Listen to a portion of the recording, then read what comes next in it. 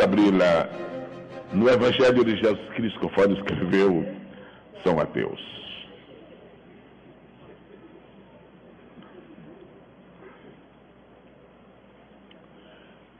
Evangelho de Jesus Cristo, conforme escreveu o evangelista Mateus, capítulo de número 25.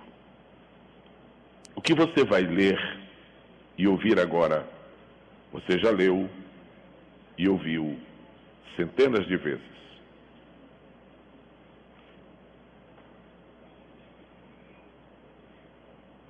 Mas é a mesma palavra de sempre. Pastor José Santos, eu também expresso publicamente minha alegria de poder vê-lo aqui. Minha esposa o viu assim muito rapidamente ontem à noite. Senhora, olha o pastor José Santos. Ela foi sua ovelha há quantos anos? Bom, eu tenho que ter cuidado por causa dela, né? Ok, há alguns anos. Mateus capítulo 25, quem está com este capítulo à mão, queira por favor dizer um lindo amém. Amém. Começando no verso de número 14. Porque isto é também como um homem que, partindo para fora da terra, chamou os seus servos e entregou-lhes os seus bens. E a um deu 5 talentos, e a outro 2, e a outro 1, a cada um segundo a sua capacidade, e ausentou-se logo para longe. E, tendo ele partido,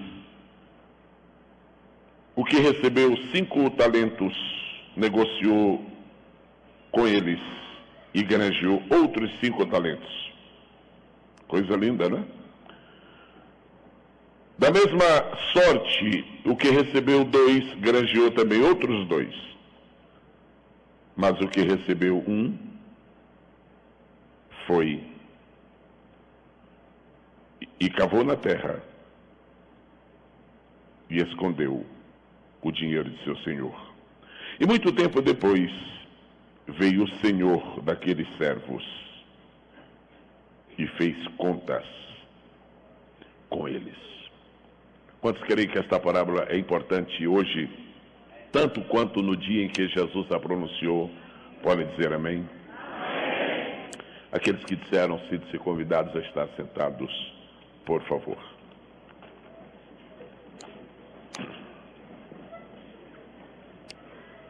É muito difícil, bastante difícil, determinar qual o aspecto mais maravilhoso da vida de Jesus. Ele é surpreendente, ele é extraordinário, ele é fascinante, ele é perfeito, ele é completo. Há dias em que o melhor de Jesus para nós é o fato de ele ser o nosso Salvador. Há dias em que o melhor dele para nós é o fato de ser o nosso médico. Já utilizamos várias vezes para muitas consultas. Há momentos em que o melhor dele para nós é quando apresenta a sua realeza e nos sentimos súditos de seu reino. Mas sem dúvida alguma, ele manifestou no seu ministério terreno o desejo, o propósito de que ele fosse respeitado, admirado e reverenciado ao longo dos anos como mestre. A leitura do Novo Testamento, cautelosa, piedosa, prudente, diligente, nos vai permitir descobrir que havia 2 formas especiais de fazer com que Jesus se sentisse muito eufórico, muito feliz, muito animado. É quando os homens o chamavam de filho de Davi, ou quando chamavam de mestre. Chamá-lo de filho de Davi era algo especial para ele. E ainda que fosse um cego, que assim o chamasse, à beira da estrada, separado dele por milhares de pessoas, ele parava tudo para atender aquele cego, porque ele não podia ficar indiferente àquele título, filho de Davi. Impressionante o nosso Jesus. Mas chamá-lo de mestre era, na verdade, o preferido dele. O pecado, além dos muitos outros males que causou na raça humana, nós registramos o terrível mal chamado ignorância. E por isso todas as pessoas precisam de aprender a ler, porque todas, literalmente todas, nascem analfabetas, ignorantes. E Jesus é o mestre. Mestre completo, mestre consumado, mestre de todas as disciplinas, mestre que pode ser não apenas ouvido, mas seguido, não apenas ouvido e seguido, mas imitado. Isto é simplesmente maravilhoso. Ele ensinava de diferentes maneiras, mas uma maneira favorita de ele ensinar era por parábolas. Eu penso que nós ainda precisávamos tomar mais tempo ouvindo as parábolas de Jesus. Já há muitos livros escritos sobre elas, muitos sermões, literalmente milhares e milhares, mas não se esgotou o manancial. Há muito que ver e ouvir e sentir e receber e avaliar nas parábolas de Jesus. Porque quando Jesus falava uma parábola, por exemplo, é preciso, ao tentar analisá-la, ao tentar investigá-la, é preciso que nós estejamos numa posição tridimensional. Quando Jesus falava, é preciso sondar a sua mente plena de sabedoria.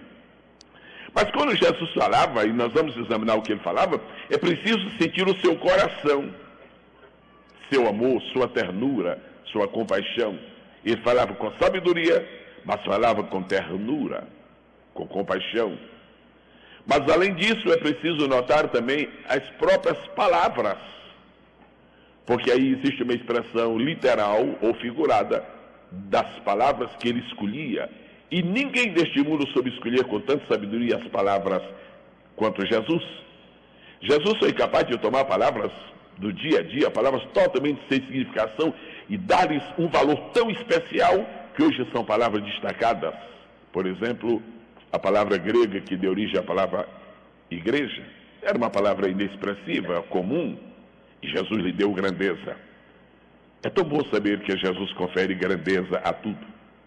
Nada precisa ser grande quando está perto de Jesus, porque nada realmente é grande quando está perto do grande. E ele se compraz em encontrar coisas pequenas para com elas repartir de sua grandeza. Louvado seja Deus. E Jesus está contando, e Mateus está relatando, já no final do seu evangelho, uma parábola, chamada de parábola dos talentos.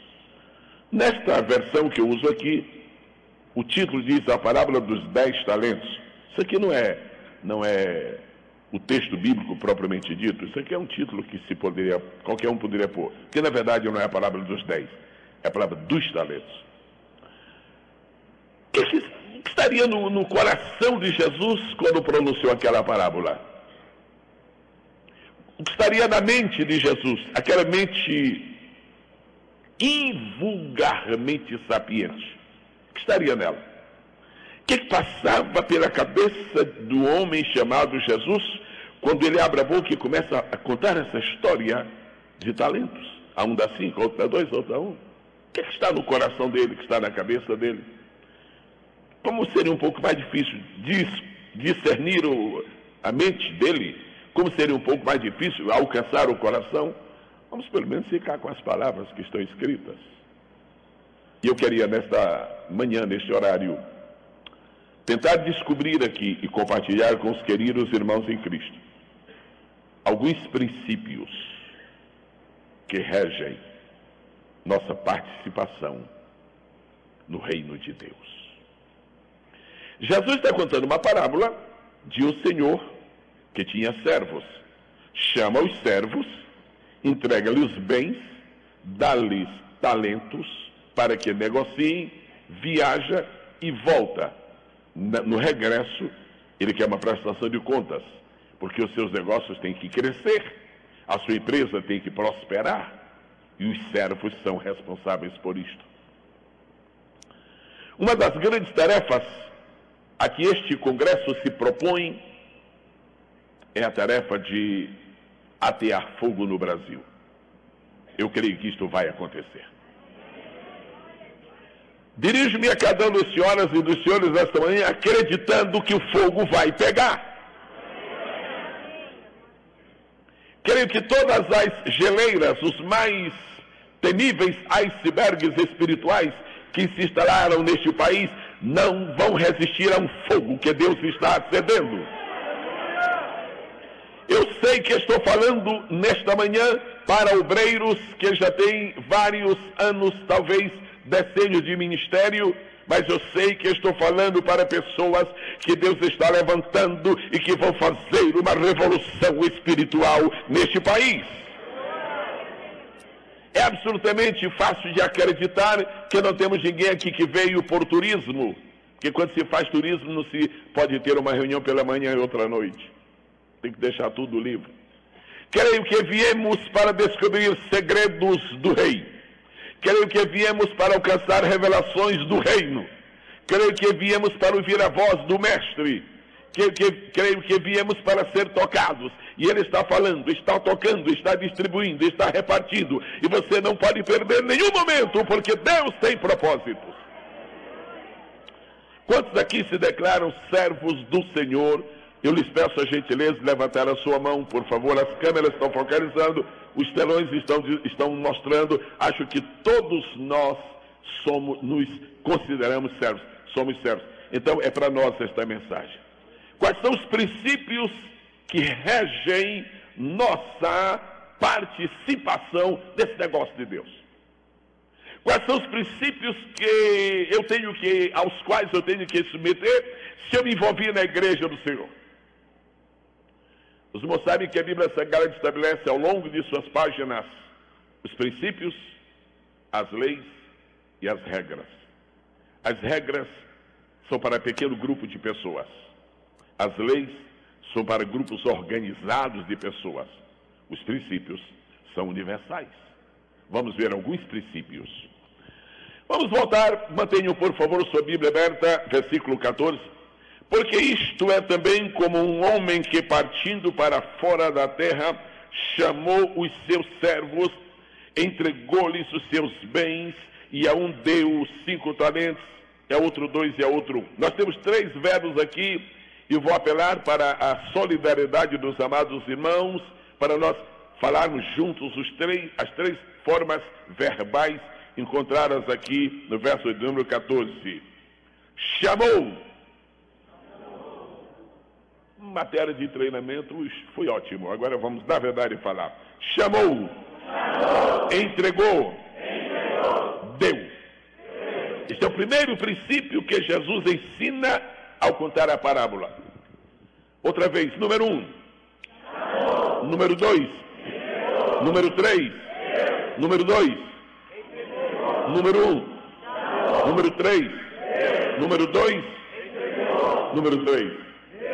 1, 2, 3. Qual foi inicialmente a participação dos servos? Inicialmente, 0. Inicialmente, 0. Eles estão lá. Eles estão à distância. E o Senhor, o dono, o rei, o comandante, o chefe, o patrão, o mestre, chamou. Você e eu estamos na obra de Deus porque Ele nos chamou. Essa é a razão porque Satanás teme os homens e mulheres ungidos pelo Espírito do Senhor, porque ele vê neles o traço do chamado supremo do Senhor. O Senhor chamou, repita comigo, o Senhor chamou. O Senhor entregou. E o Senhor deu. Qual é o primeiro princípio que a parábola dos talentos estabelece? O princípio da soberania divina. Vamos falar juntos. O princípio da soberania divina. Nós não procuramos Deus para pedir a Ele que nos envolvesse na sua obra. Ele, na sua soberania, nos encontrou e disse: eu quero vocês trabalhando para mim. Nós não batemos a porta de Deus como quem procura emprego e diz: me dá uma chance de fazer alguma coisa para ti. Não, Ele nos chamou. Esse princípio da soberania divina, ele precisa ser observado com muita seriedade. E o aspecto que me tem cativado neste congresso e em 2 outros dos quais participei, que não são exatamente este, mas que são dos mesmos cérebros, eu tenho notado um sentido de seriedade nestes congressos. Eu estou aqui porque acredito na seriedade deste congresso. Deus não me chamou para ser um animador de auditório. Eu estou vindo como profeta de Deus para falar a palavra dele. Eu não tenho ministério de SS. Deus me deu o ministério de GG. Então é preciso que cada um tenha a compreensão da soberania de Deus. E se há alguma dúvida sobre ISS, não estou falando de nenhum pastor. Devo estar falando de alguém que é um grande animador de auditório de televisão. Muito bem. Só para não haver dúvida.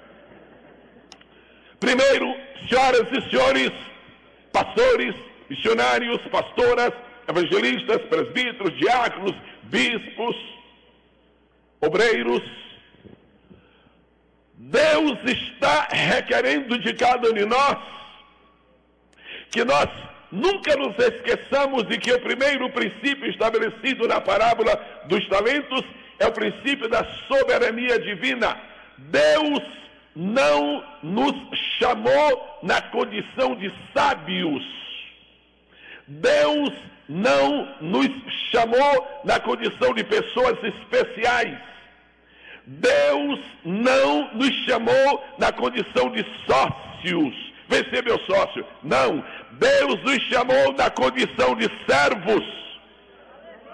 Na hora que o obreiro de Deus perde o sentido, esta noção básica de que ele é o servo de Deus, ele começa a se assenhorear de seu ministério e começa a sentir-se um igual a Deus, um sócio de Deus. E esta parábola não é a parábola dos sócios de Deus, é a parábola dos servos de Deus que vão trabalhar para Ele debaixo da sua soberania e do seu poder. Quantos podem dizer amém? Amém. Chamou os seus servos. Os seus servos. Não diz chamou os seus parceiros. Não diz chamou os seus iguais. Não diz chamou os seus amigos. Diz chamou os seus servos. O sucesso de um ministério está fundamentalmente ligado a este princípio. Os homens que têm tido o maior sucesso na obra de Deus são aqueles que, independentemente da posição, independentemente do status, independentemente do triunfo que alcançaram, continuam sendo servos. Continuam sendo servos. Continuam sendo servos. Se nós um dia acharmos por bem e quisermos sair da posição de servos e passarmos a ser co-senhores, a parábola dos talentos perdeu a sua significação para nós. Qualquer que seja o ministério que Deus nos dê, se Ele nos deu uma igreja de 20 membros, somos servos. Se nos deu uma de 1.000 membros, somos servos. Se Ele nos entrega uma de 50 mil membros, somos servos. Se Ele nos entrega uma de 1 milhão de membros, 1 milhão de membros não faz com que um pastor deixe de ser servo. Esta característica que vai fazer com que o Senhor tenha domínio sobre a nossa vida, porque o primeiro princípio é o princípio da soberania divina. Ao Senhor um aplauso, por favor.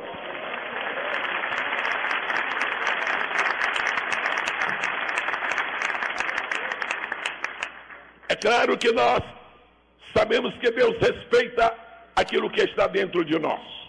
Deus nos mantém livres para agirmos, para pensarmos, para determinarmos, para decidirmos. Mas essa liberdade que nos é outorgada fundamentalmente pelo Criador, ela não pode ser posta à margem de outra grande verdade. Nós não somos de nós mesmos, nós somos do Senhor Jesus e estamos fazendo uma obra para Ele. Quantos podem dizer aleluia? A outra verdade que se segue dentro deste princípio, diz aqui, primeiro chamou os seus servos. A condição em que fomos chamados é esta, fomos chamados como servo. E diz em seguida, e entregou-lhes os seus bens. Eu quero glorificar a Deus nesta noite, nesta manhã, por pessoas que têm vozes extraordinárias. Há coisas que nos impressionam, tem pessoas que são tão talentosas na sua voz. Este congresso é um congresso também de vozes talentosas. Meus irmãos, a quem Deus deu uma voz talentosa, não esqueça, esse bem não é seu. Esse bem lhe foi doado pelo Senhor para você usar a serviço dele. Quero glorificar a Deus esta manhã por pessoas que têm recebido de Deus a graça de fazer evangelismo pessoal. É incrível. Há pessoas que em qualquer cidadão ou cidadã que se aproxime, dentro de 2 minutos, 3 minutos, já evangelizaram, já estão ganhando almas para Jesus. Eu acho aquilo impressionante. Como é que pode? 3 minutos já evangelizou. É um grande talento. Nunca pense que isto é seu. Entregou-lhes os seus bens. Senhoras e senhores, tudo que Deus houver nos dado, vamos nesta manhã reconhecer que são bens dele postos nas nossas mãos. Eu quero glorificar a Deus neste momento pelos oradores que nós temos neste Brasil. E eu vou lhe falar com toda sinceridade. Algumas vezes eu tenho visto alguns oradores e, por exemplo, para citar 1 ou 2 casos, na Conferência Pentecostal Mundial, algumas pessoas que estão aqui, isso é coisa do século passado, mas algumas pessoas que estão aqui assistiram, se lembram de um orador finlandês, que ele pregou no Maracanãzinho. Quando ele terminou de pregar, é claro que eu já era pastor há alguns anos, eu já era pregador há alguns anos, mas quando ele terminou de pregar, eu tive 2 sensações. A primeira foi de uma grande alegria pelo privilégio que Deus me deu de ouvir aquela mensagem. A segunda foi uma sensação de nostalgia. Eu disse, Jesus, eu não sou pregado coisa nenhuma. O que é que eu estou fazendo depois de ouvir um cidadão deste? Meu Deus! Eu sei que nós temos aqui algumas pessoas que devem ter um dom de oratória excepcional. Se você tem este dom de Deus, eu quero pedir a você, não manipule o que Deus lhe deu para o seu bel prazer, porque está um bem que Deus lhe deu. Não use para conseguir aplauso das multidões, porque isso ofenderá o Senhor da seara. Os dons que Deus nos deu têm que ser utilizados com modéstia, têm que ser utilizados com humildade, têm que ser utilizados com respeito e têm que ser utilizados sem nenhuma soberba, porque o Deus que dá é o Deus que tira. O Deus que dá é o Deus que tira. Então eu quero esta manhã profetizar, em nome do Senhor Jesus, que nesta reunião existem centenas de futuros grandes oradores, tribunos preciosíssimos, pessoas que terão aquela verve inflamada, pessoas que ao falarem produzirão um verdadeiro arrebatamento. Agora, por favor, irmão, por favor, irmã, foi o Senhor que te deu este talento, foi o Senhor que te deu este bem. Tu não podes aproveitar isto em benefício próprio, porque haverá um dia uma prestação de contas. Quantos recebem isto com temor diante do Senhor? Há pessoas que recebem de Deus uma graça especial para administrar, como Salomão. Quase extraordinário, o templo que Salomão. Agora, isso ali também é um dom de Deus. A graça para administrar, a graça para gerir, a graça para dirigir, todas essas coisas. Nós não lançaremos fogo no Brasil se houver fogo estranho dentro de nós. Primeiro, o nosso coração tem que estar com fogo santo, com fogo puro, com fogo legítimo. E quanto mais fogo puro houver dentro de nós, maior será o incêndio que nós promoveremos nesta nação brasileira. E o tempo está chegando de atearmos fogo para o Brasil. Um amém que o Senhor gostaria de ouvir. A Bíblia Sagrada diz em 1 aos Coríntios, capítulo 2, capítulo 4, verso 1, ela diz: nós somos dispenseiros, ou seja, nós somos mordomos. Irmão ou irmã, Deus te deu a chave da dispensa, mas o material que está lá dentro é dele. Deus te deu a chave da dispensa, mas as coisas que estão lá dentro são dele. Paulo disse assim, que os homens nos considerem como ministros de Cristo e dispenseiro dos mistérios de cada um de nós, dispenseiro dos mistérios de Deus. Os irmãos que são batizados com o Espírito Santo, segura isto para a glória de Deus. Os que falam em línguas, administra isso para a glória de Deus. Os que profetizam, façam isto com muita sabedoria, porque assim Deus se glorifica. Deus se glorifica. Por que estamos dizendo isto? Porque o Senhor vai voltar um dia e haverá uma prestação de contas para cada servo que recebeu um talento. Quantos podem louvar o nome do Senhor? Há duas coisas finais que eu quero mencionar aqui neste primeiro princípio, que talvez seja um dos mais longos. É o perigo de nós manipularmos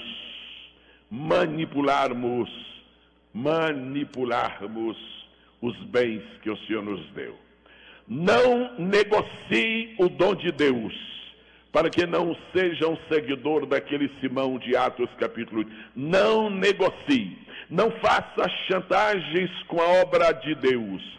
Não superfature o seu ministério de pregador, porque um dia vai chegar um que vai querer prestação de contas. É preciso que haja equilíbrio, e eu creio que reuniões como estas Deus promove para que o seu povo ouça diretrizes do céu, para estarmos capacitados a atear fogo, de forma que nenhum bombeiro nos faça medo, nenhum bombeiro nos ameace. Amém, queridos irmãos? Agora, mais uma vez, o Senhor chamou. Diga comigo, diga após mim, por favor: o Senhor chamou. Faça uma ênfase na palavra chamou, repetindo-a. Mais uma. Nós não podemos ter sentados nos púlpitos das nossas igrejas, nas tribunas de nossos congressos, ministros que não foram chamados, ministros que se ofereceram. Não existe honra dada por Deus para quem entra nesta obra apresentando-se a si mesmo. Você só pode exercer o ministério que terá a aprovação de Deus se você tiver a chamada de Deus. Você não pode ser um oferecido, você não pode ser um negociador, você não pode ser um manipulador, e muito menos você não pode ser um infiltrador no ministério. Que cada pessoa que está aqui nesta manhã, que aspira o ministério de Deus, tenha paciência de esperar a hora em que Deus vai dizer: eu estou te chamando para a minha obra e para o meu reino. Quantos podem glorificar o nome maravilhoso do Senhor?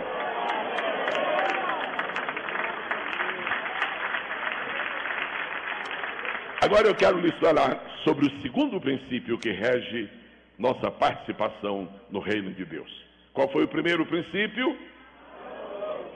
Como? Princípio do chamou? Soberania de Deus. Soberania de Deus. O segundo princípio, vamos observar direitinho. Diz assim, versículo de número 15. E a um deu 5 talentos, a outro 2, e a outro... Vamos lá. A um deu 5.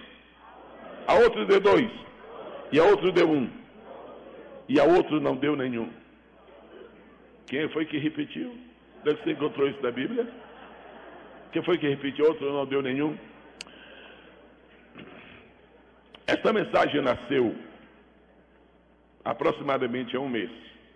Eu estava num veículo em Brasília, nos arredores de Brasília, éramos 4 pastores, íamos conversando exclusivamente sobre as coisas de Deus. E um dos pastores disse: pastor Jesus, aproveitando esse momento, tem uma coisa na Bíblia que me inquieta. Essa história, essa parábola dos talentos. Deus deu um, deu 5, a outro deu 2, a outro deu 1. Que coisa é essa? E como é que foi isso? E negócio de capacidade. Naquele momento o Espírito diz, olha, pega isso, desenvolve e leva para a água de Lindóia. Interessante. E eu quero lhes falar agora sobre o segundo princípio. O princípio da oportunidade. Há uma coisa que nunca permitirá que Satanás se prevaleça de qualquer argumento para acusar a Deus de injustiça. Quando você lê na Bíblia a história de Judas, você fica como eu já fiquei. Você fica inquieto. Deus, eu não estou entendendo a história desse imbecil. Oh, escuta aqui, Jesus. Escuta aqui. O senhor não sabia que Judas ia trair o senhor? Sabia. O senhor não sabia que esse Judas não valia nada? Sabia. E como é que o senhor escolhe esse homem? Diz, meu filho, todos merecem uma oportunidade.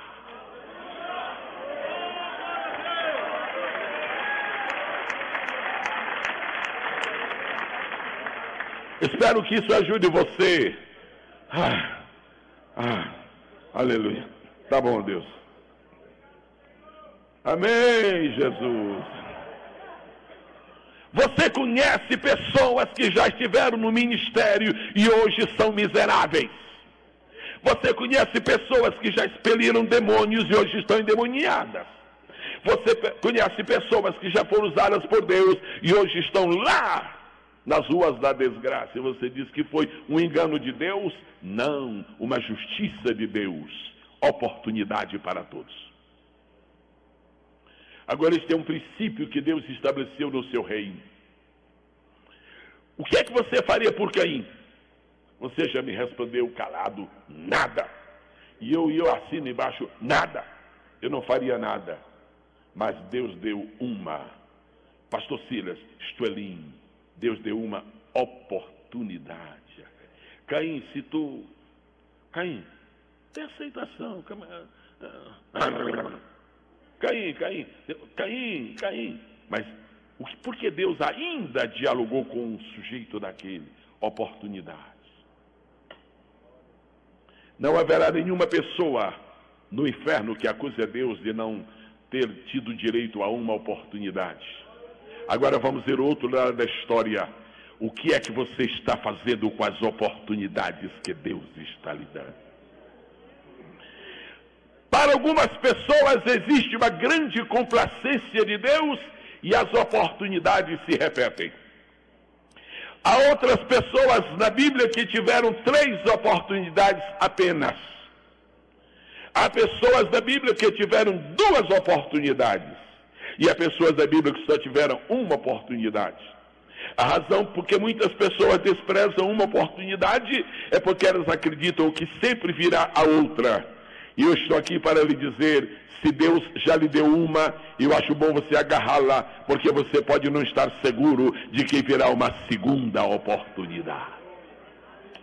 Chamou os seus servos, entregou os seus bens, você pega 5, você pega 2, você pega 1. Todos receberam, cada um recebeu de diferente maneira, a soberania, o princípio da soberania, mas ele está criando oportunidades. Deixe-me lembrar uma coisa aqui neste momento. Você poria Saul como rei de Israel? Você já respondeu, não. E eu também, não. E Deus deixou.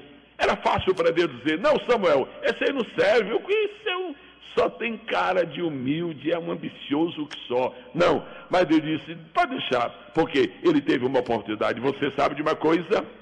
Deus deu 40 anos para Salomão reinar. 40 anos para Davi reinar e 40 anos para Saul reinar. Compare os 3 reinados e veja como cada um usou diferentemente oportunidades. Eu estou nesta manhã recebendo uma inspiração de Deus para fazer um enfoque sobre isto e pedir a você que antes que o dia de hoje passe e dê lugar ao dia de amanhã, que você tome algum tempinho para conversar com Deus e deixar que Ele lhe esclareça. Você está realmente aproveitando a sua oportunidade? Há pessoas que se encontram com alguém no avião e ouvem uma palavra e nunca mais ouvem ninguém, mas tiveram uma oportunidade. Há pessoas que têm certas circunstâncias da vida tão expressivas e não sabem por que aconteceu e só mais tarde descobrem que foi uma oportunidade. O que é que você está fazendo com a sua oportunidade?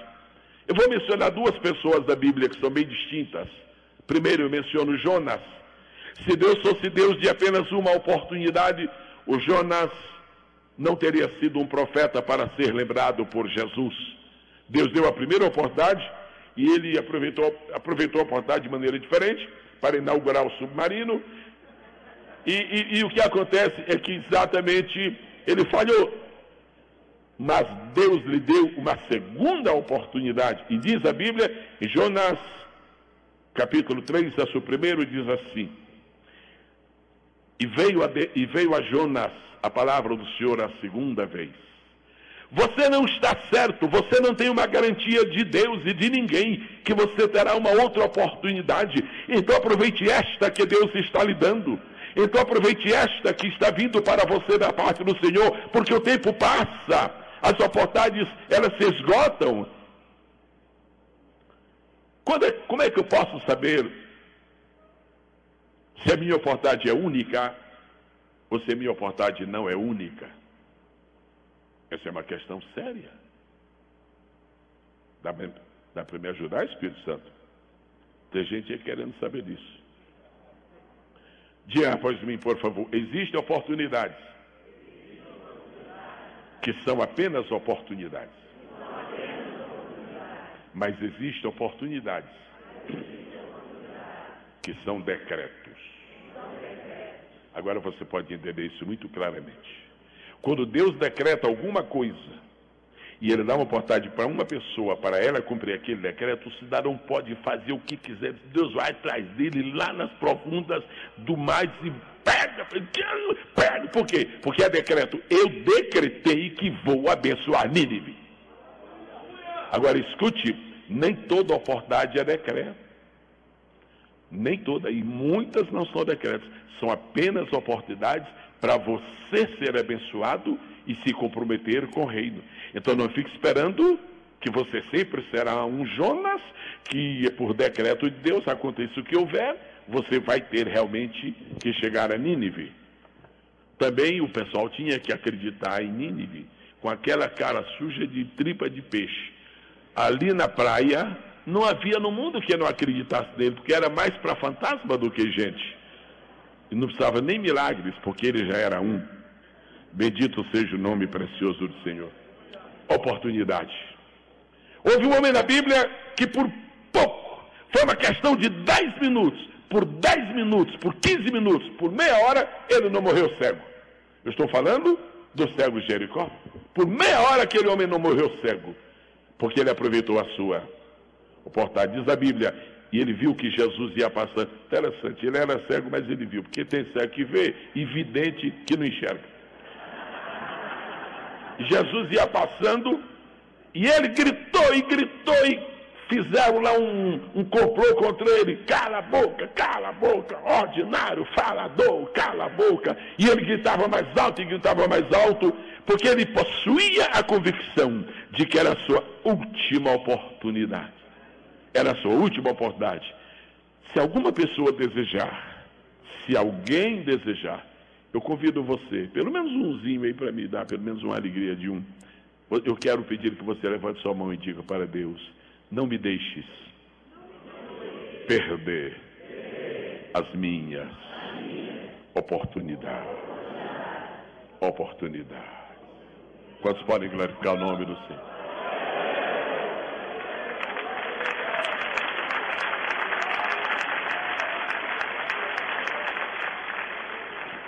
Agora tire proveito das suas oportunidades. Não lhe baste estar aqui sentado ouvindo. Anote, guarde, adquira os DVDs, venha remoer, volte a sentir, porque esta reunião não pode ser uma reunião qualquer. Ela tem o cheiro de oportunidade coletiva para o que você não pode perder. Eu queria falar agora sobre o terceiro princípio que rege as pessoas comprometidas com o reino de Deus. Só para recordar. Primeiro princípio, soberania divina. Segundo princípio, oportunidade. Terceiro princípio, o princípio do propósito. Você está preparado? E se doer? E se doer? Você está preparado também? Ótimo. Às vezes é mousse de chocolate, às vezes é jiló. Pimenta é só para quem gosta. Muito bem, o terceiro propósito que esta parábola nos ensina é o propósito o terceiro princípio é o princípio do propósito. Aqui está o Senhor. Lá estão os servos. O Senhor está aqui. Junto com o Senhor está o seu reino. Junto com o Senhor está a sua fazenda. Junto com o Senhor estão os seus bens. Junto com o Senhor está a sua empresa. É possível que nos primeiros 2, 3 minutos o que eu vou lhe falar agora vai lhe chocar. Mas depois passa. Qual era o propósito do Senhor quando chamou aquele servo? Eu tenho alguma coisa para vocês. Aí eu precisava realmente, literalmente, de pelo menos 3. 3 voluntários aí, por favor. 1. Agora fique aí, por favor, sobre isso. 2, mais um aí. O Senhor está aqui, os seus bens estão aqui, sua fazenda está aqui, sua empresa está aqui, e os servos dele estão lá. Atenção. Qual é... Vamos fazer uma comparação. Quem é mais importante? O Senhor que tem estes bens ou aqueles moços que vão ser chamados? 1 ou 2? Alguma dúvida? Alguma dúvida? Quem é mais importante? É o Senhor ou os servos? Esse é o primeiro grande problema que existe. A gente não é nada. A gente não é ninguém. O cidadão fuma, bebe cachaça mesmo, cachaça. Não estou falando nem de uísque. Cachaça mesmo, e joga no zoológico, e faz tudo que não presta. É um miserável, um miserável. Aí o que é que Jesus faz? Dá uma oportunidade para ele, ele vai a um culto, alguém prega para ele aceita Jesus, é transformado num novo homem, mas se lembra do tipo que era. Daqui a pouco Jesus batiza com o Espírito Santo, entrega os bens para ele começa a pregar o evangelho, daqui a pouco está na presbítero, já quer dividir a igreja. Ai, esse pastor não está com nada não, viu? Como deve sofrer o coração do Senhor Jesus, quando ele vê pessoas que ele foi buscar na lama, na miséria, e agora porque estão com os bens dele, com a graça dele, com o poder dele, agora se sentem, olha o seguinte, audiência para mim somente às sextas. Tu não era coisa nenhuma, miserável. Tu eras um bandido aí dando trabalho à polícia, e agora com essa pose.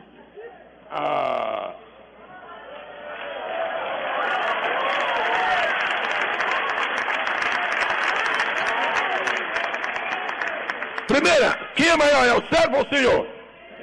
Quem é maior? São os bens do Senhor ou o servo? Pode ter muito servo aí pensando que é maior do que a igreja. Pode ter muito servo aí pensando que é maior do que os dois.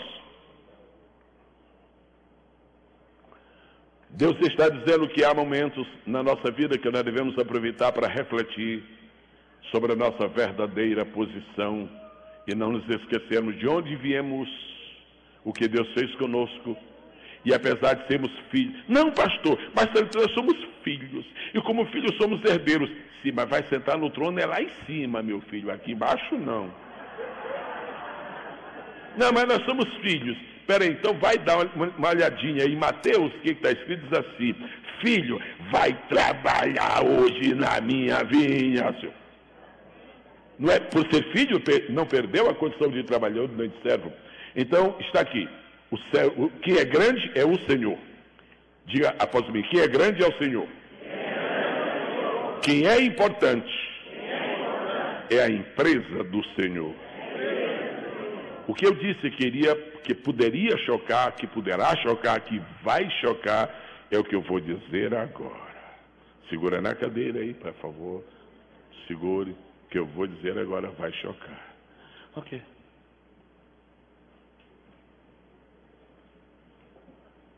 Olha, aqui está minha fazenda. Aqui está minha empresa. E eu vou dar a vocês a oportunidade de trabalharem na minha empresa. Toma 5 talentos. Toma 2 talentos. Tá bom também. Vocês vão trabalhar.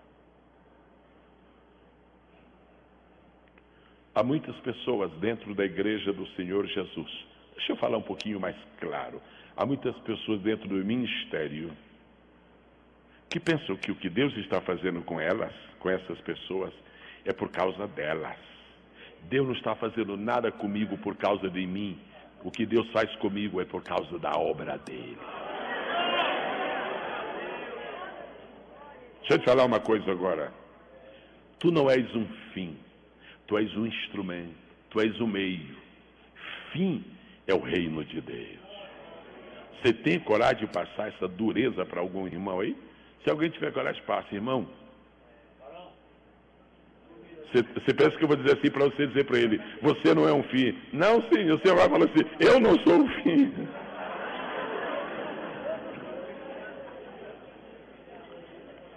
Irmãos, Deus me ensinou uma coisa. Eu nunca quero desaprender o que Ele me ensinou. Ele não faz nada em mim, comigo, por mim, através de mim, por causa de mim. Tudo que Ele fizer por mim é por causa da... Ele me fez pregador por causa do reino dele. Se alguma vez Ele me usou para curar enfermos, foi por causa dele. Deus não escolheu você como objeto final dele. O objeto final dele é o reino dele e não você.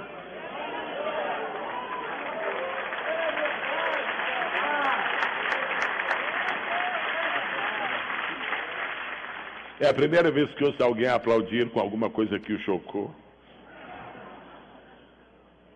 Compreenda que você não é um fim. Sabe, isto é uma tática do inimigo. Tática miserável, blasfema, arrogante, imbecil. O inimigo vai pondo no coração de uma pessoa. Ele é um diácono. Daqui a pouco dependendo da igreja onde esteja servindo, é um presbítero. Daqui a pouco é um bispo.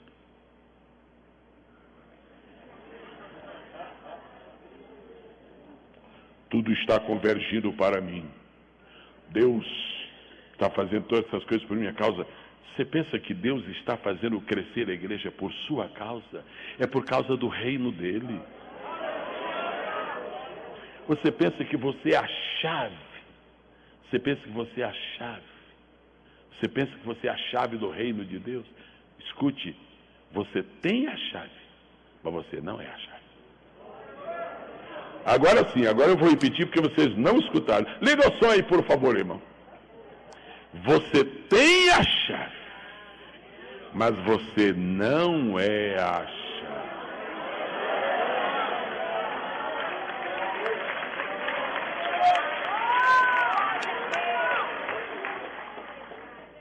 Você tem a chave, mas você não é a... E para você não deixar o irmão entristecido, então fale logo com ele com toda a humildade. Irmão, eu não tenho a chave, eu não sou a chave, eu só tenho. Agora eu vou te dar uma notícia boa. Agora eu vou te dar uma notícia boa. Agora eu vou te dar uma notícia boa. É melhor ter a chave do que ser a chave. Porque quem tem a chave abre todas as portas. E a chave está guardada aí no chaveiro. Seja o instrumento de Deus e não perca a chave que Deus pôs na sua mão. Vocês vão negociar. Agora, o propósito maior não é fazer de você um sol de você uma estrela e de você um cometa. Não preciso disso. O que eu preciso, o meu propósito, é que minha empresa cresça. Jesus está te usando, é por causa da obra dele. Jesus está te usando, é por causa da palavra dele. Jesus está te usando, é por causa da igreja dele. Jesus está te usando, é por causa do rei dele. Se você ficar soberbo, ele tem gente melhor do que eu. E é capaz de ter até melhor do que você. Não tenho bem certeza não, mas eu acho.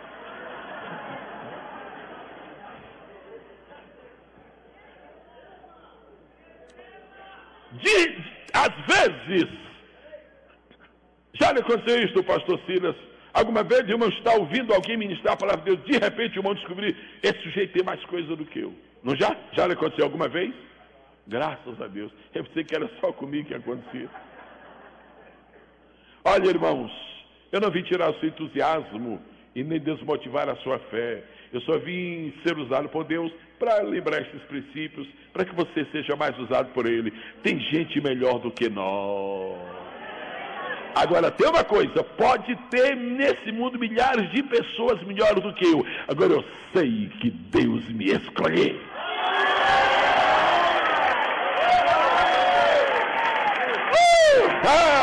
Vou ficar de pé, glorificar a Deus por isso. Diga comigo, eu sei que há muita gente melhor do que eu, mas eu também sei que Deus me escolheu.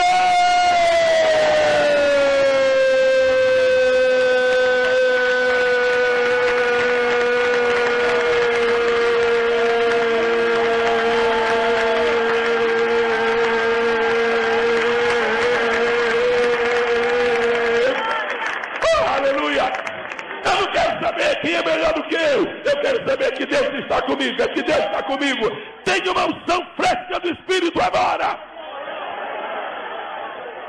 Sob a autoridade do Espírito de Deus, eu reparto sobre você uma convicção de inutilidade e uma convicção de submissão e uma plenitude de poder na sua vida. Receba! Agora, um abraço faz muito bem ao seu irmão, porque os dois que são chamados por Deus podem se abraçar, por favor.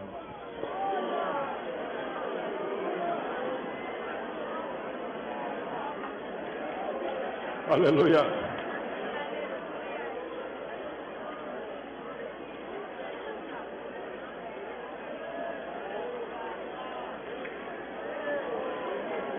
Aleluia. Aleluia, aleluia, aleluia.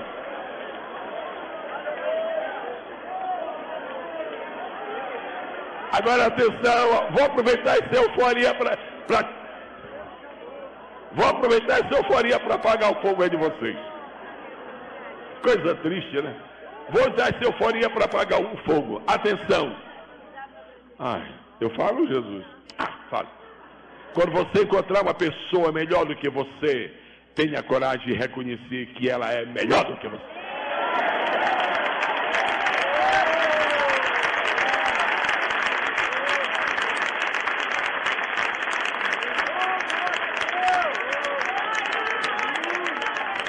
Silas Malafaia, você é 1000 vezes melhor do que eu. Eu nunca faria um negócio desse aqui, nunca, não fiz, não faço. Você é 1000 vezes melhor, eu reconheço. Agora eu estou coisando na área que Deus me usa, meu filho, tem paciência. Aí eu seguro. Aleluia! Salte, vibre, pule, cante, glorifique. O princípio do propósito. Deus não está fazendo esse movimento todo por causa de ti. Deus quer me exaltar. Exaltar coisa nenhuma. Deus quer exaltar Jesus de Nazaré. Os santos do Senhor podem sentar-se. E os santos que trabalham em pé continuem. Eu vou pedir que os irmãos se preparando para o almoço. Nesses 14 princípios eu já estou no terceiro. Graças a Deus.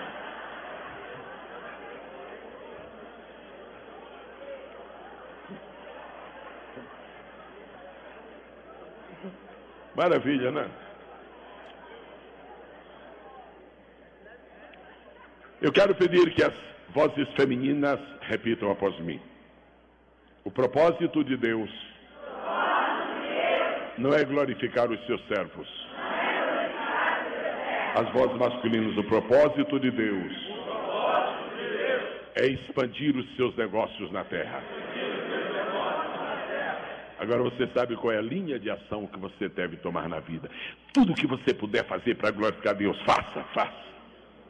Faça, faça, faça, faça.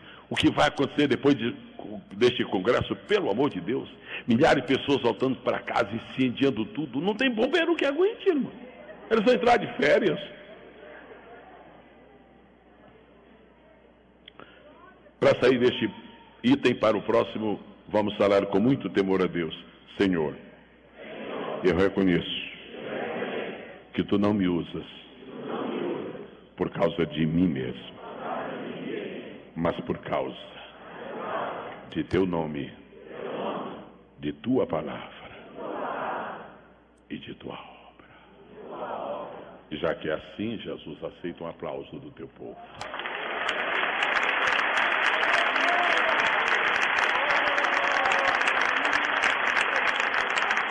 Bom, nós falamos só sobre coisas rasteiras, leves. Vamos ver se a gente fala agora sobre uma meio pesada.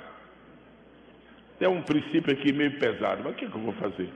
Está aqui. Vamos dar uma olhadinha aqui, Mateus, capítulo 25, diz assim. E a um deu 5 talentos, é aquele ali, ó. E a outro deu 2 talentos, é aquele outro. E a outro deu 1 talento, é aquele outro. Agora, eu acho bom você não me perguntar. Se me perguntar, eu respondo. Se você, pastor, por que deu assim? Alguém me pergunta. O que Deus faz, Deus fez assim, você não tem nada com isso.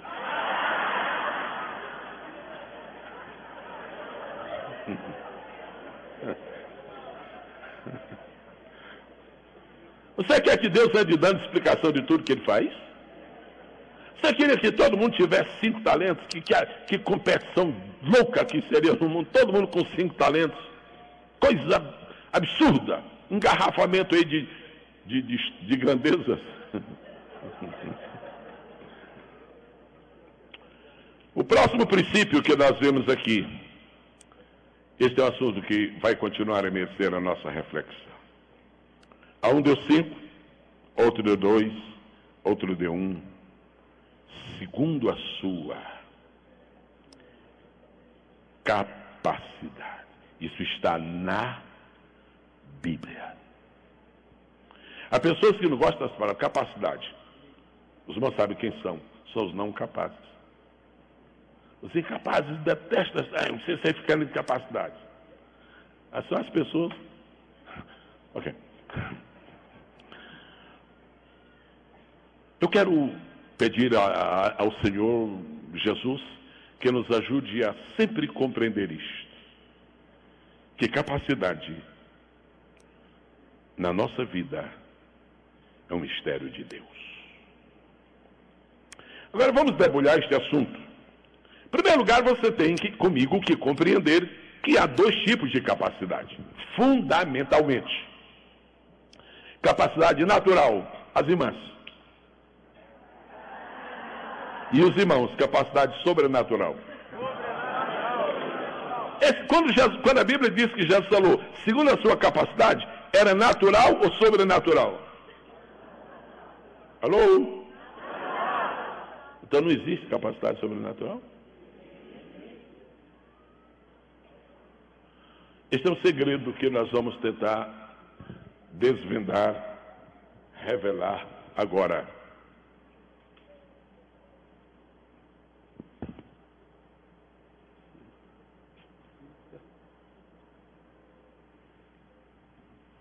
Ok.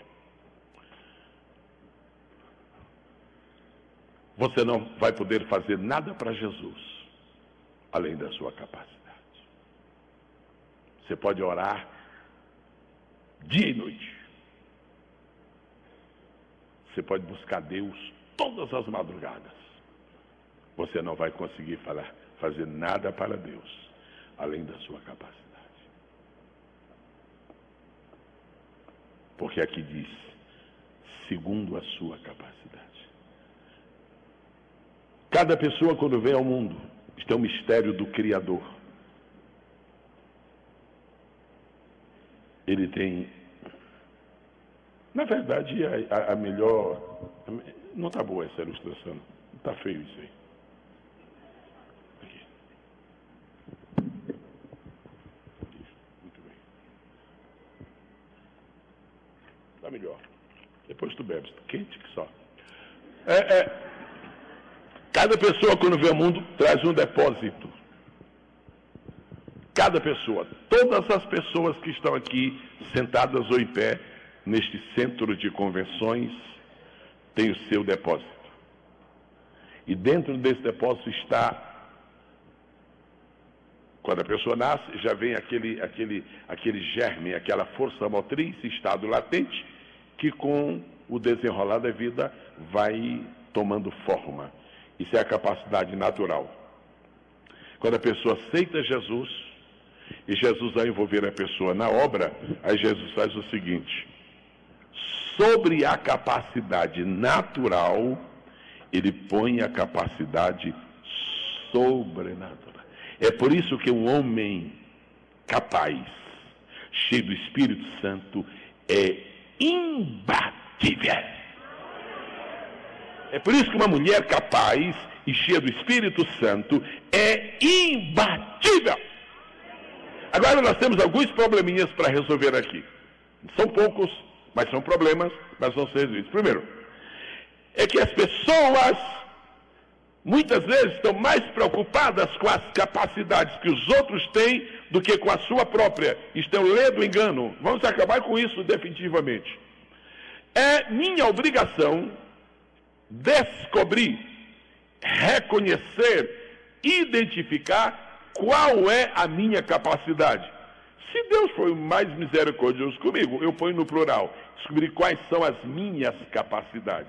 Então eu tenho que descobrir, e essa é a razão, porque tem tanta gente na igreja estressada, desmotivada, parada, sem fazer nada, porque nunca descobriu a sua capacidade.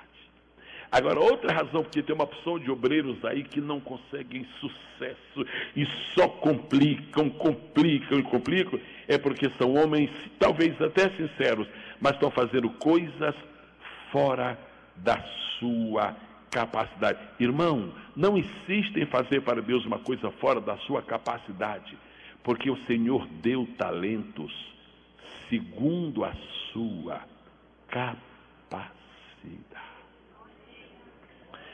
Isso não é tão teológico, mas isto é prático, e é tão prático que chega a ser lógico. Você sabe qual é a sua capacidade? Por que foi que o Senhor mandou Ananias levar uma mensagem para Paulo?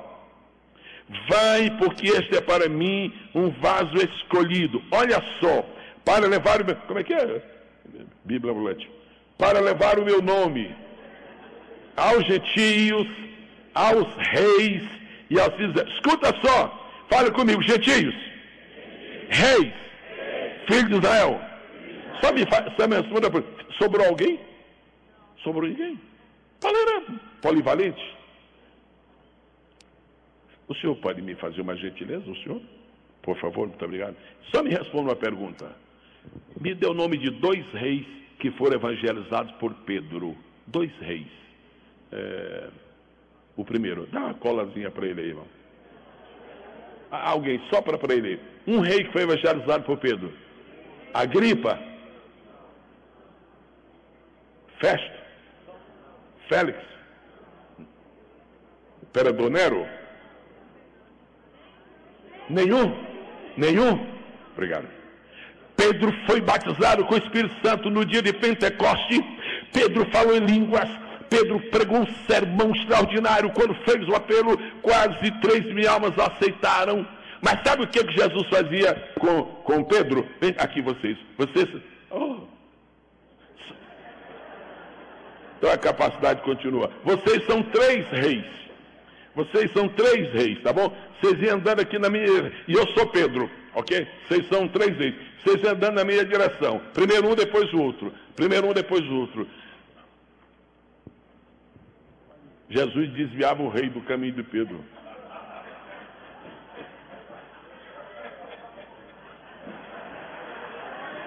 Jesus não deixou um rei se encontrar com Pedro, porque os talentos são segundo a sua capacidade.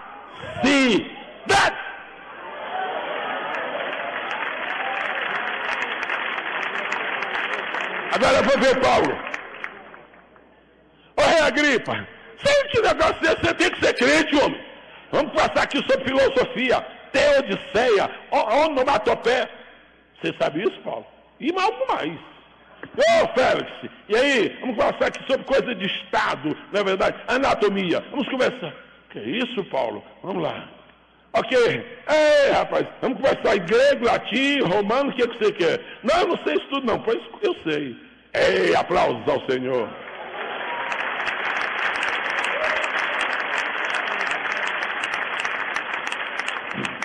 Deus pode usar você para fazer coisas extraordinárias, amém? Amém. Mas é dentro da sua capacidade. Quantos dizem amém outra vez? Amém. Diga, as irmãs digam Pedro, os irmãos digam Paulo. Os homens falaram mais forte. E as irmãs falaram mais bonito. Muito bem, vamos lá. Pedro e Paulo. Estude essas vidas e veja o valor da capacidade. A capacidade de Pedro era relativa. E por isso Deus respeitou isso e Deus lhe deu talentos, segundo sua capacidade. No capítulo 12 de Atos, Pedro desaparece, porque sua capacidade atingiu o limite. Aí entra Paulo, Atos 13, 14, 15, 16, 17, 18, 19, 20, 21, 22, 23, 24, 25, 26, 27, 28. Não vou mais, porque não tem mais capítulo. Veja qual é a capacidade que Deus lhe deu. E use o seu talento dentro da sua capacidade. Estou olhando para uma senhora que está aqui em frente, professora Albertina Malafaia, para mim é um exemplo de vida de como uma pessoa pode usar a sua capacidade. Há mais que 10, mais que 20, mais que 30, eu paro por aí, mas ainda prossegue. Anos que esta senhora se dedica ao trabalho de evangelização infantil. E eu digo para a glória de Deus, no Brasil faz um trabalho ímpar. Sabe o que é isso? Descobriu sua capacidade e está executando. Quantos acham isto lindo? Pois eu tenho versículo da Bíblia para quem achou isso lindo. O versículo assim, vai tu e faz o mesmo. Aleluia. Paulo e Barnabé. Atos capítulo 13, começa assim, na igreja que estava em Antioquia havia vários profetas, alguns profetas, doutores a saber. Aí começa, Barnabé é o primeiro, aí o último, e Saulo. Começa assim, Barnabé e Saulo. Lá na frente diz Barnabé e Paulo. Lá na frente diz Paulo e Barnabé. Nunca mais Barnabé foi o primeiro. Barnabé não tinha capacidade de liderança. O que está estragando a obra de Deus são pastores auxiliares que foram levantados por Deus com talento para serem pastores auxiliares, e eles se cansaram de ser pastores auxiliares, têm uma ganância de vir à igreja, fura o trabalho para ser pastor presidente e nunca vai para frente, porque Deus não lhes deu esta capacidade. Servo de Deus, fica no teu lugar abençoado, irmão. Não existe nenhuma desonra em ser o número 2, e o número 2 capaz é melhor do que o número 1 incapaz. Quem diz amém? A importância de ouvir a palavra de Deus é esta, é que a gente não ouve o que deseja, a gente ouve o que faz bem. Mas eu concluo esse princípio, só tenho mais 2, para dizer o seguinte, Saul e Davi. Vamos descobrir o segredozinho da Bíblia aqui. O que Saul foi em Israel? O que Davi foi? Davi foi um sucesso? Saul foi? Se alguma pessoa souber aqui nesta tarde por que Saul fracassou como rei, uma resposta bem sólida, vai ganhar um prêmio. Eu vou pedir ao pastor Silas para dar um prêmio para a pessoa que acerta. Foi soberbo, desobediente, consultou feiticeira. Isso já é esperteza ainda. Ok. Você sabe qual foi o maior problema de Saul? Não. Tudo isso está no kit do fracasso. Mas tem um negócio. É o seguinte. Deus disse para... Olha, está na Bíblia, gente. Deus disse para Samuel... Escuta só. Você não pode perder isto. Deus disse para Samuel... Olha, já que esse povo está querendo... Tá bom, eu vou mostrar eles que... Não é grande coisa que eles estão fazendo. Você pega o vaso de azeite, vai... A Bíblia diz assim... E unge a Saul como capitão do meu povo. Você lembra, pastor Silas?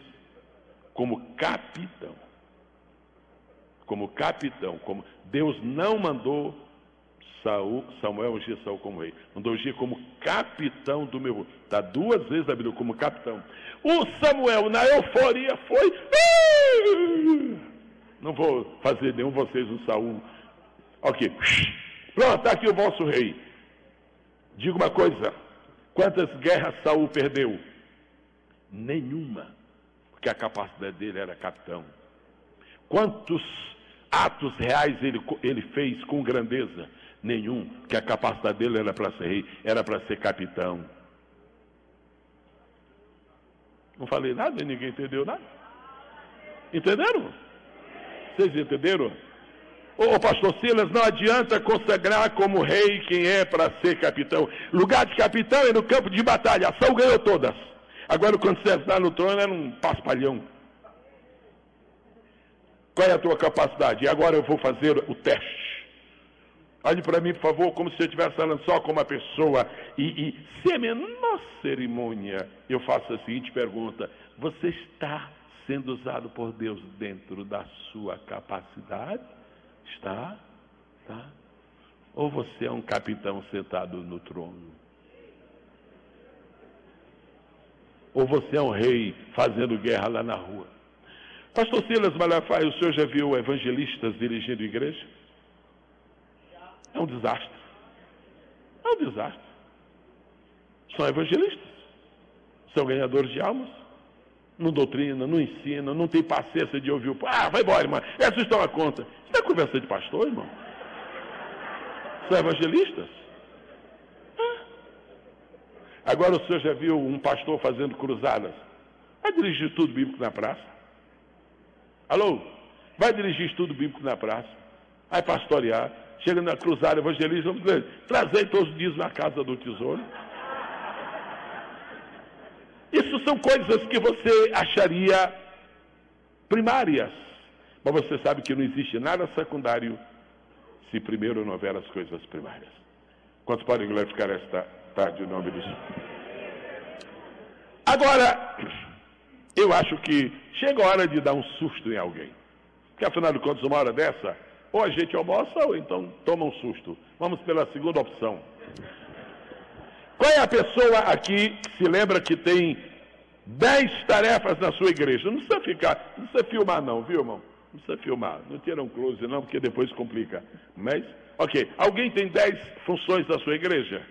Só faça assim. Deixa eu ver se alguém... Vocês aí, alguém levantou a mão? Alguém tem 9 funções na igreja? 9. Não. Alguém? Não. Alguém tem 8 funções na sua igreja? Olha que tem gente que tem. Enquanto eu me disser, mas eu faço 14 coisas na minha igreja, isso não faz nada.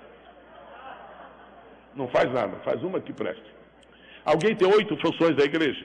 Alguém tem 7 funções da igreja? Alguém tem 6 funções da igreja? Alguém tem 5 funções? Não, também o que vocês estão fazendo?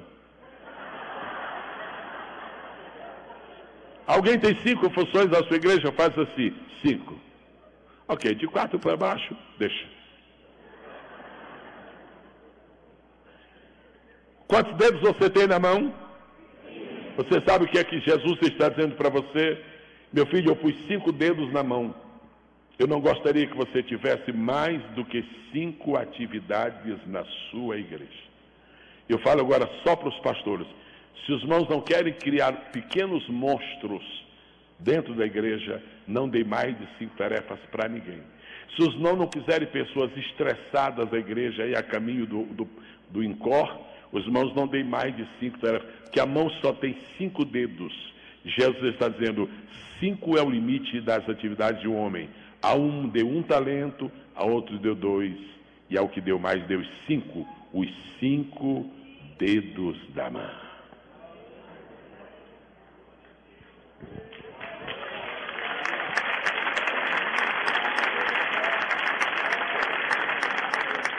Entrega, se você está com 7, entrega 2. Que tem de tesoureiros estressados, tesoureiro, presidente da Comissão de Serviço Social, e toma conta da cantina, e o Serviço de Segurança Externo, okay, patrulhamento pastoral, não sei nem o que é isso. Pastor, mas tu vai, não estou indo, irmão, estou me levando. E você deu, só tem 5 talentos é o limite.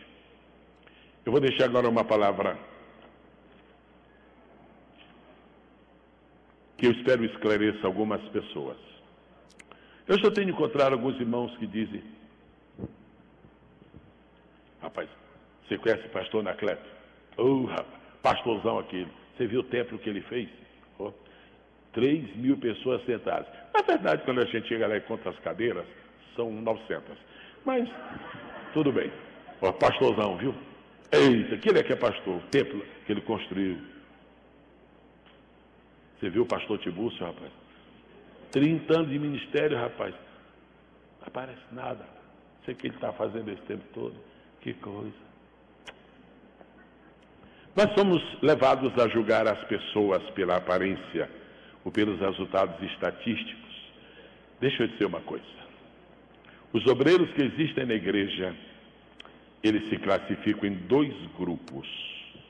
Filhos de Abraão e filhos de Salomão. Um obreiro hoje, estou falando de obreiros que têm liderança. Há obreiros que são filhos de Abraão. O pai da fé se chamava, o amigo de Deus se chamava, o homem que tem o nome citado lá na genealogia de Jesus em Mateus, no primeiro versículo de Mateus se chamava, então o cidadão fabuloso. Nunca construiu um barraco. Um barraco. Abraão, você construiu o quê? Não construí nada. Você viveu esse tempo todinho, rapaz. Saiu com 75 lá de Arã e de Ur e chegou e morreu com essa idade toda de 140 e tanto. Você não construiu? Não, construiu nada. Você não construiu um palácio? Não. Você não fez um congressão? Não. Você não montou uma editora? Não. O que você foi, rapaz?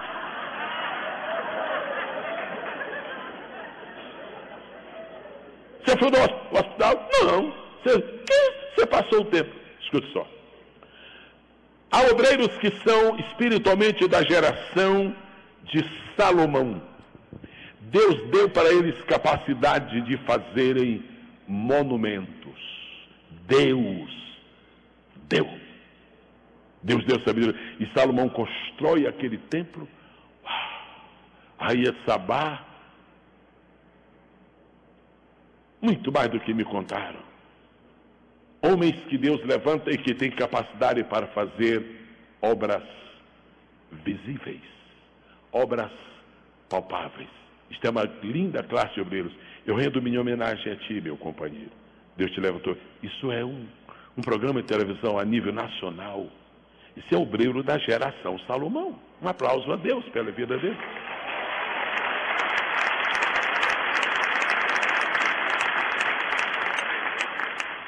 Eu não tenho programa nem FM comunitário. Deus te deu isso e eu não ambiciono, não invejo, não, porque Deus te deu. Agora, e os outros, pastor? Por favor, me socorra. E os outros? Os outros não constroem coisas visíveis. Sai andando devagarzinho assim, passo a passo, até lá, por favor. Este aqui é Abraão. O que foi que ele fez?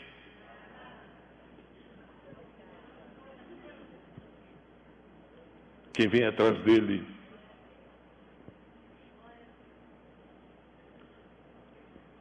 Salomão trabalhou com as mãos, edificando. Abraão trabalhou com os pés, abrindo caminhos para as outras gerações.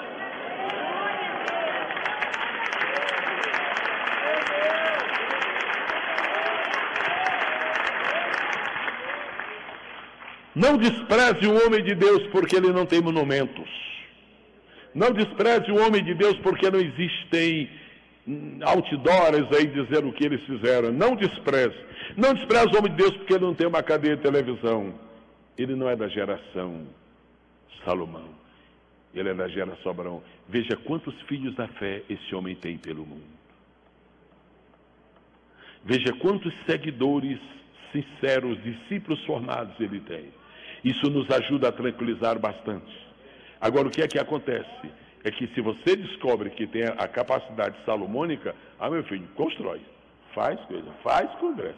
Façam agora internacional, pastor. Internacional. Porque Deus te deu. A mim, ele não deu. E eu estou aqui triste por isso? Não. Agora eu ando por esse mundo. Cheguei em Portugal, encontrei um irmão e disse, pastor, desculpe, irmãos. Pastor, conhecereis a verdade, né? Pastor, eu estava aqui esperando, faz 2 horas. O senhor se lembra de mim? Eu disse, claro que não, meu irmão, eu não me lembro. Eu não me lembro nem dos meus amigos, quer dizer, eu não reconheço, imagina vocês. Que foi? Ano passado o senhor esteve aqui, pastor. O senhor orou por mim, eu citei Jesus, não fumo mais, não bebo mais, me dê um abraço.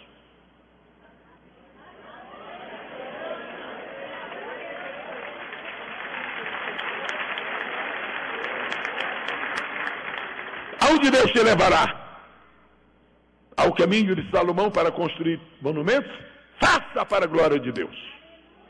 Coisa extraordinária, esse homem de Deus está fazendo no Brasil, R.R. Soares. Vamos oferecer um aplauso para ele agora. Extraordinário, extraordinário, extraordinário. Agora, aqueles que anonimamente estão fazendo alguma coisa para Deus, que mereçam o mesmo respeito e a mesma consideração.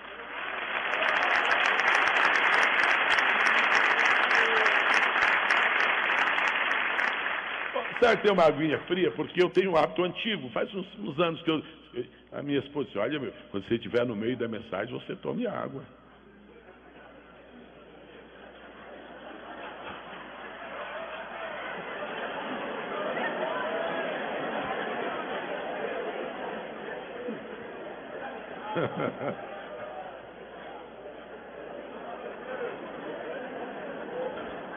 Irmãos, eu me sinto como... Tem uma máquina aqui, querido. Eu me sinto como Paulo nesta tarde. Focaliza o eutico ali. Eu me sinto como Paulo, já tem o eutico ali dormindo.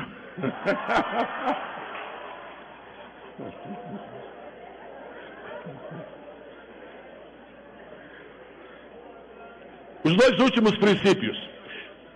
Quantos estão felizes? Edificados? Está valendo a pena estar neste congresso? O rapaz ressuscitou mesmo, filho da viúva? O Josafá venceu mesmo a guerra? E nós agora somos sócios de Deus do mesmo plano? Maravilha! Xeralamagaço indiamarras.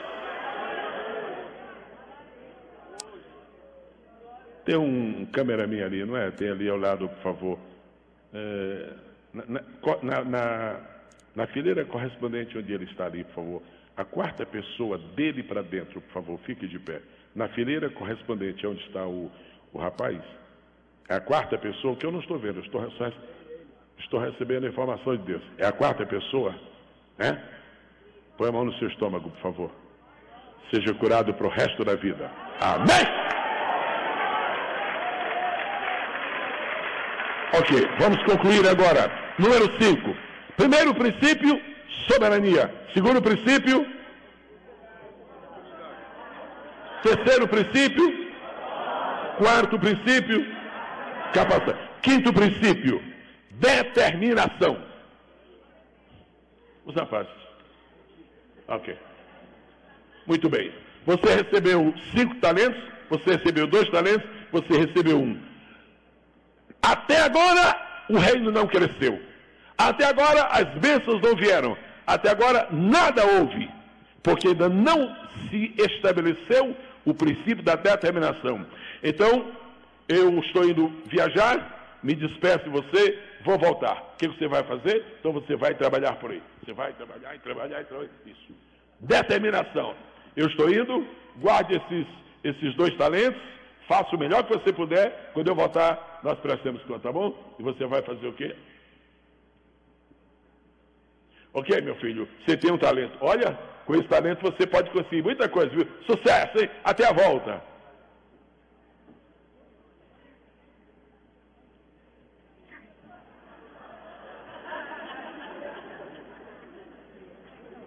Eu vou começar a terminar. Deus tem feito muitas coisas por sua vida, mas é você que vai determinar o seu sucesso.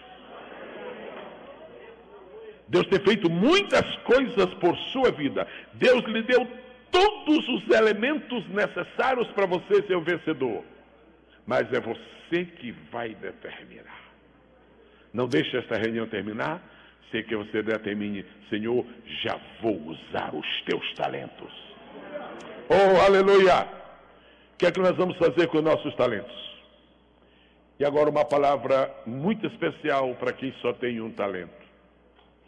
Cuidado com as tentações do inimigo. Zequinha, mãe, não adianta não. Esse é um talento para você. Aquele já tem 2, aquele tem 5. Você é desgraçado. Ele só deu para você, rapaz. Não, rapaz, não faz nada não. Não, fica aí, rapaz. Você não tem futuro não, rapaz. Você não tem sucesso não, rapaz. Aqueles sim, são privilegiados. Tem 5 talentos. Você só tem um, rapaz. Algumas pessoas que estão neste centro de convenções desta tarde, humildemente, sinceramente, reconhecem que só tem um talento. Eu tenho boas notícias. Você é tão servo de Deus quanto o que recebeu 5. Outra coisa, você não vai prestar contas de 5, porque você recebeu 1. Mostre para o inferno, para o diabo e para você mesmo que quem tem um só também pode vencer. Aleluia!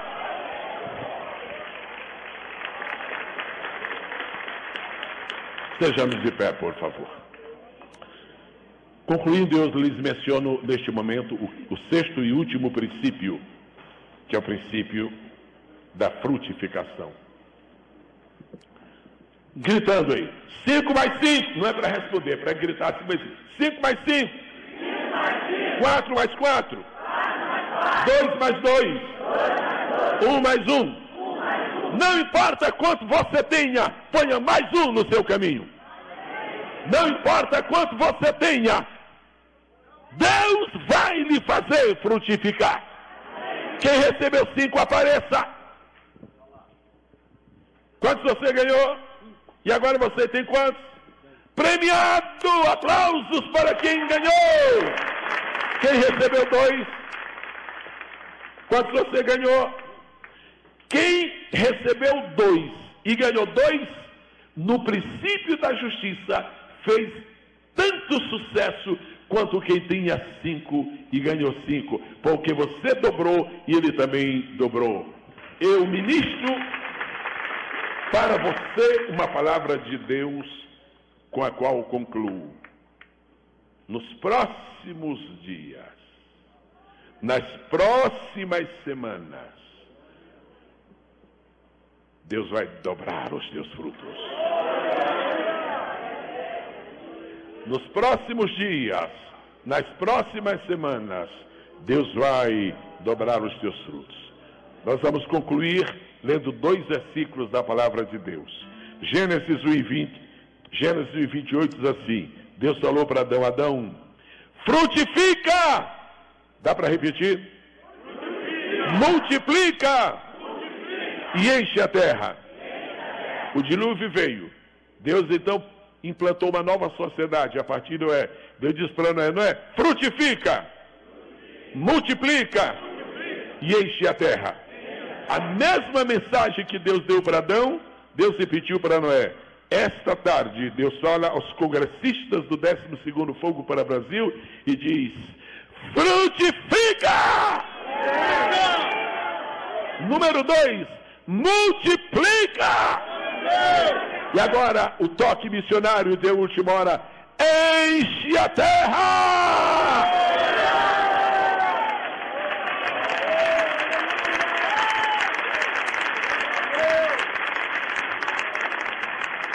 As pessoas que reconhecem que têm recebido algum talento da parte do Senhor, levantem sua mão direita. As que confirmam que têm recebido, que confirmam que têm recebido, levantem a outra mão, por favor. Com essas duas mãos levantadas, digam para Deus as seguintes palavras: Senhor, continua o teu servo. Vou trabalhar para ti, como nunca antes. Vou frutificar, vou multiplicar e vou encher a terra. Outra vez, vou frutificar, vou multiplicar e vou encher a terra. Nos próximos 2 minutos, uma onda de poder de Deus virá sobre a sua vida.